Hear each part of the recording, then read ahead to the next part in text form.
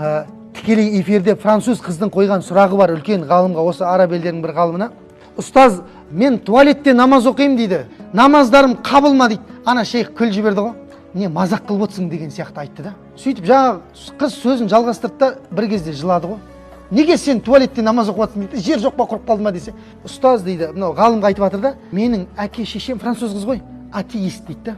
Менің исламды қабылдағанымды, намазымды оқығанымды көріп дейді, бүкіл киімімнің бәрін жыртып тастады дейді. Орамал, көйлек бар ғой. Қыз айтып жатыр да, әке шешем атеист дейді. Шейх күліп отыр да, жаңа ғалым ғой, күліп отыр, прикол ұстап отыр деп ойлап отыр жаңа. Жай намаздың бәрін өртеді дейді.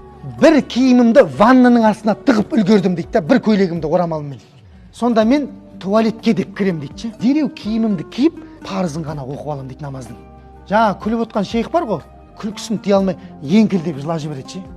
Сенің намазың дейді, ана жаңа қызға айтады, сенің намазың менің оқып жатқан намазымнан абзал дейді. Ана қарасаңшы, сенің туалетте оқып жатқан намазың бар ғой, менің мешітте оқып жатқан намазымнан абзал дейді.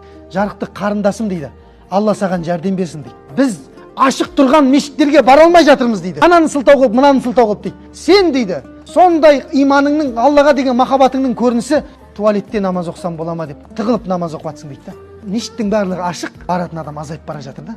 Ал біреулер намазын қалай оқитынын білмей жатыр ан жақта. Көрдіңіз ба?